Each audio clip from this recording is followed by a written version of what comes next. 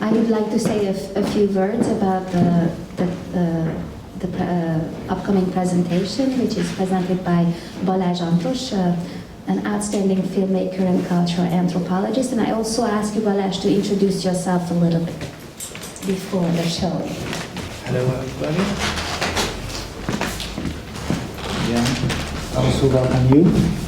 Well, Tina asked me to introduce myself.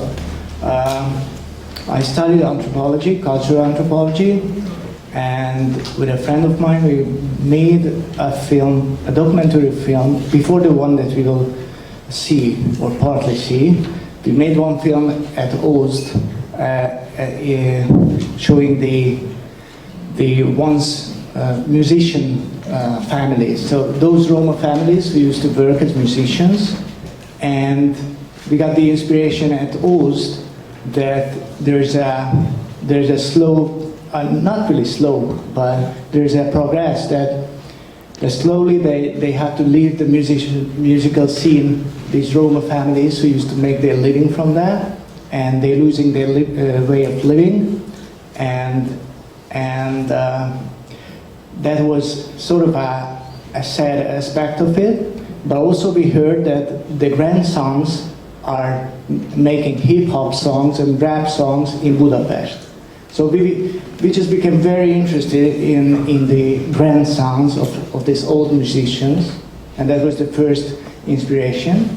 And then when we had the opportunity from Open Society Institute to do a project on young and talented Roma in anywhere in Hungary, then we chose to make a film on the young and talented Roma in the 8th district. And these young and talented Roma sing. And they sing freestyle, and they sing rap. And we didn't know much about this culture at that time, but then we started to investigate it, and it became really fascinating what we found out about it. And I hope that you will be fascinated about it also. Well, I'm asked to say a very important sentence that I don't remember if there is anything violating in the text or in my lecture, but anyway, this presentation may contain language and violence that some viewers may find disturbing. So it is intended for mature audience only, and shouldn't be viewed by young children. So young children, please shut your eyes and ears. So I don't know if you are prepared. Just a second. So I'm very glad that I'm talking after Janusz Zsigó, because he mentioned this contest which were in the Roman Parliament, and we shoot a film about the young teenagers who participated in this rap contest, and also these contests were like every 2 weeks once. And it was live on the Radio C, once operating Gypsy Radio. And we shot the film in 2006, where actually the contests were already started. I mean, it was a history already, but it was just a few months after the series of concerts started. So we tried to find those children, well, teenagers, who were members of this formation, which is called Rapport, which is sort of, it was not really a band, it was more like different teenagers from the area who were performing together, and it was a loose community. I mean, there were 8 to 15 teenagers, sometimes less, sometimes more. And sometimes they performed together, sometimes just 1 or 2 of them were invited somewhere. But anyway, in the first part, which we will see, you will meet some of these guys, and also an important person, Béla Poncok, who was the the speaker, the MC on these competitions, and he was also sort of a manager and organizer for these contests. So I guess we may see the first scene, which was shot in the Roma, in the Radio C studio, but it was not on the air. They just were singing for us. Miért szeretitek a rappet? Miért rappeltek ti? Kik a példaképek, ha vannak példaképek? Mit szeretnétek a rappel elérni? Mondjátok el a saját lényetek viszonyulását a raphez. Jó, na gyere!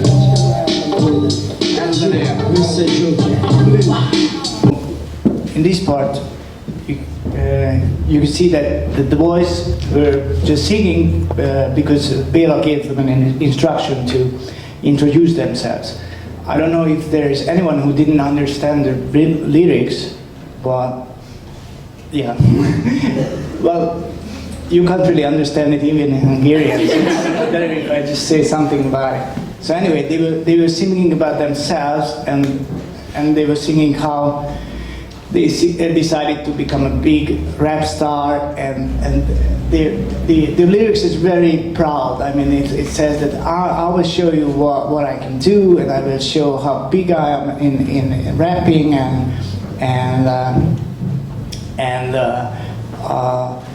I will sing non-stop, and you will be very surprised.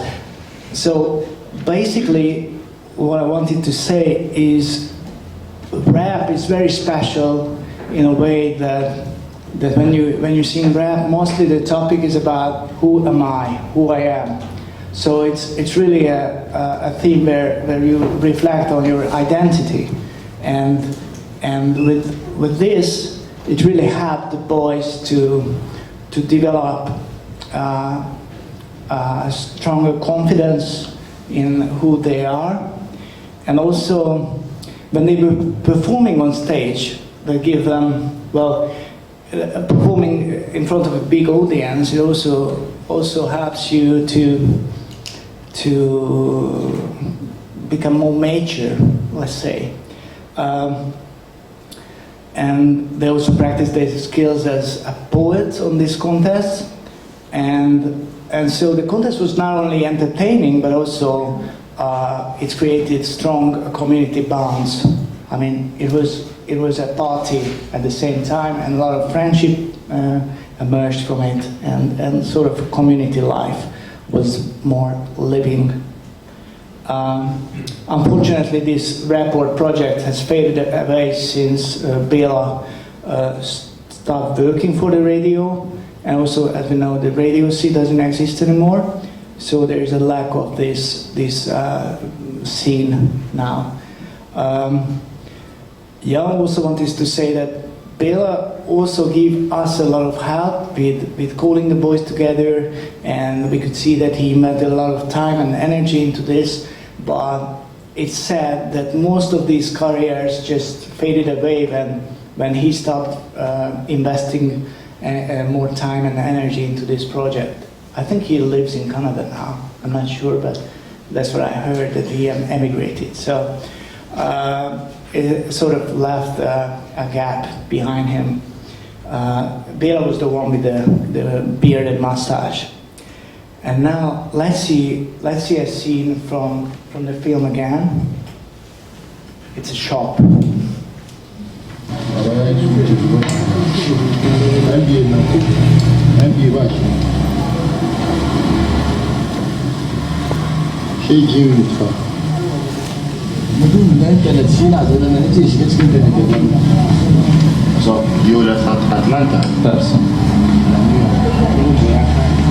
So in this scene we could see where they go shopping.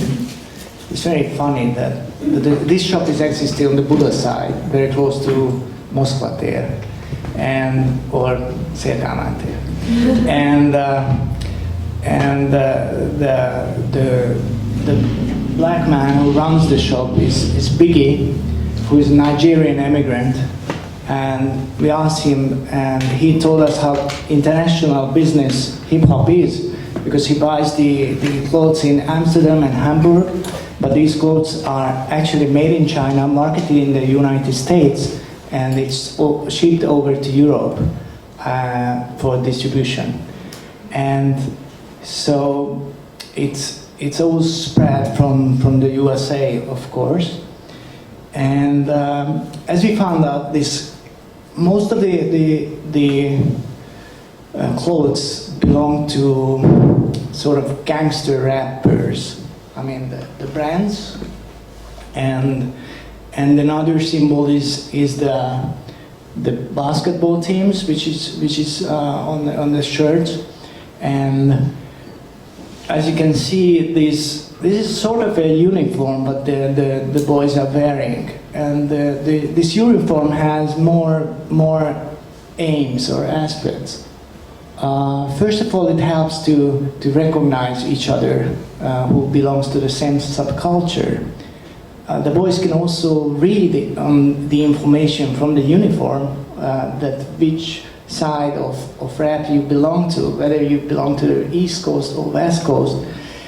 But this doesn't really make too much meaning anymore, because sometimes they distinguish that they belong to East Side or West Side, and then they distinguish whether it's East Coast or West Coast, whereas East Side and West Side is just the two sides of a river in New York, and the East Coast and West Coast is New York City or Los Angeles, and it's the whole what should I say? It comes through too many translations when it arrives to the 8th District boys. They ask Biggie what it means, and then Biggie tells them what it means in the USA, but then they also try to find out the meanings for themselves. And basically, I think that so it's not only have the meaning that we recognize each other, and we can distinguish more or less between the different groups, but that's not so important. It's more like belonging to somewhere. And I think the most important meaning of these clothes and uniform is that they belong to a bigger subculture. So it also serves as a symbol for protection, in a way that the gangster idols on the t-shirt represent power of the big gangsters, and so it protects the boys in the 8th District in a way that they sort of belong to the superpower when they wear the symbols on themselves. It's almost like religious symbols. It has the protective meaning. And of course these boys, we can't say they are gangsters. It's a style, and I think it's a style because it chooses a message, and the message is something like that. If society thinks because of my skin, if society thinks that I'm a criminal or I'm an outlaw, then they should think that I'm a big gangster, and they should fear me.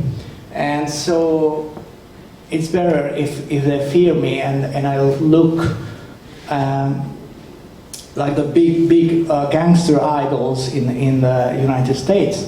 I want to belong to them, because it's not enough to belong to the Roma minority in Budapest. It doesn't protect me enough.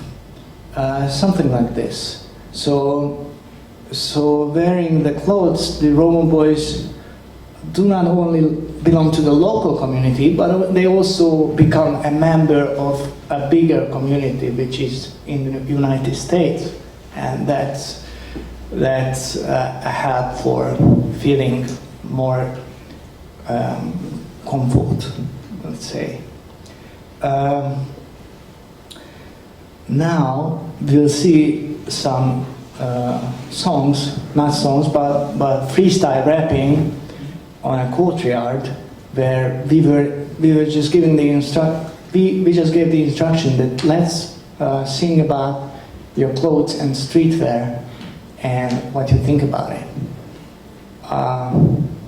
yeah, I didn't translate what happened in the shop, but basically what happened in the shop, that the Biggie and the other owners were talking in Nigerian, whereas the boys were explaining the meaning of the different clothes, how to wear a hat, and what a hat means when you wear it left side or east side, and they were showing examples of the different brands. So now let's see the next part. So you can see that they can also rap in English very well. And well, maybe it's not true that they, but Zolika, the one who sang, he used to live in near London for 2 years, and he picked up this local accent very, very well.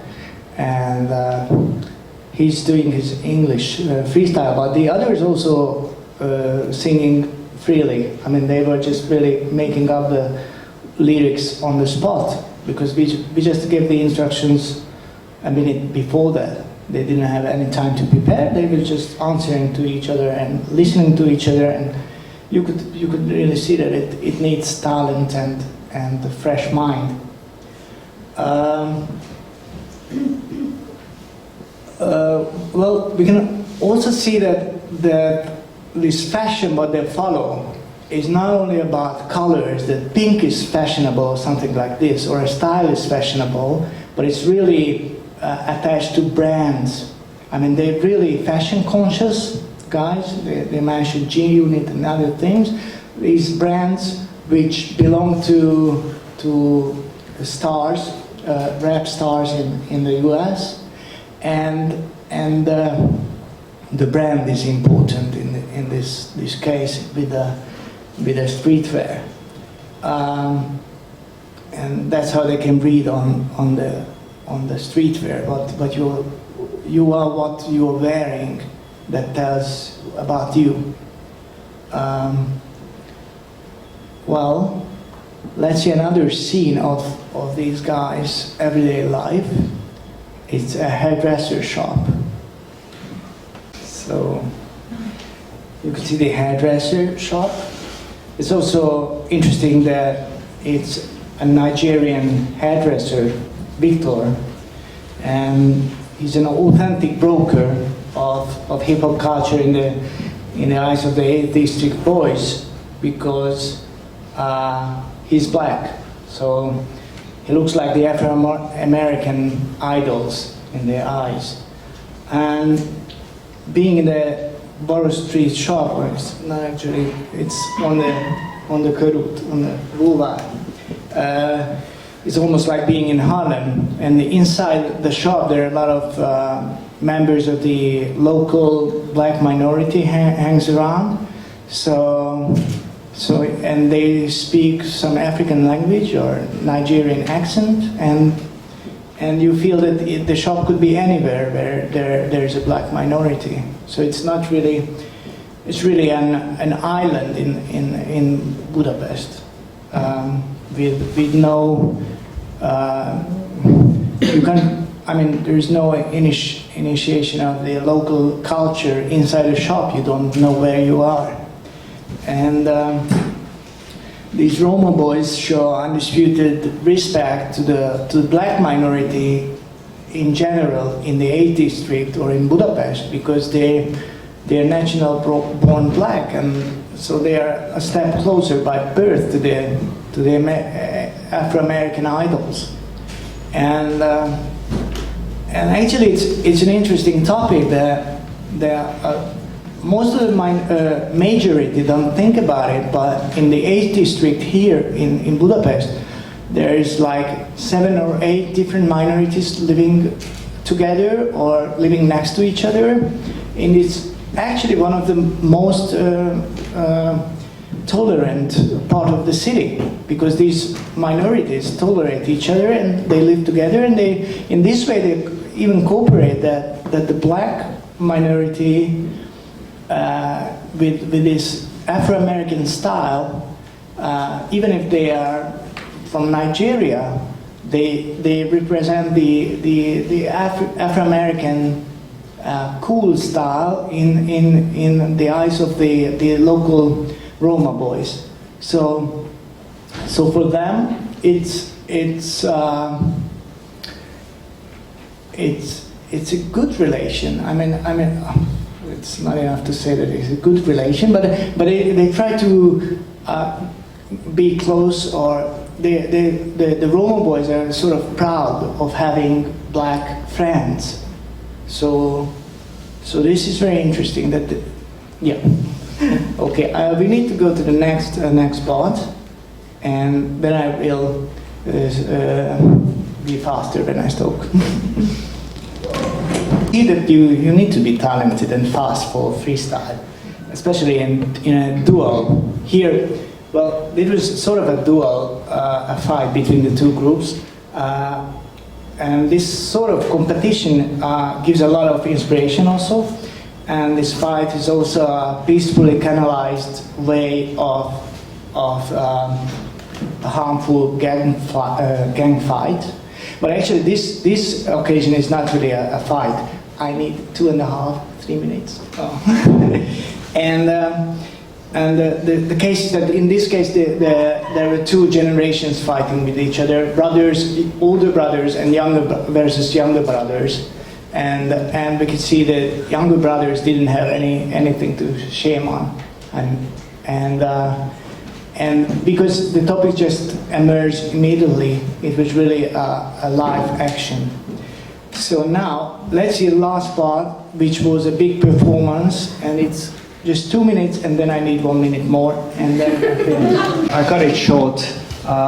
Well, here they were singing about the topic that being a gypsy, what it means to them to be a Roma, let's say. But I'm just mixing the words because they themselves call gypsy, so that's why I was using that. And I think this is very important because it is sort of the showing the pride and dignity in becoming again a gypsy, and it's not a shame anymore to be a gypsy on this stage. I mean, well, the stage is actually was on the Roma-Irish organization. So on the stage there were Roma young people, and on the audience was also Roma. So it was a safe place. But we could see that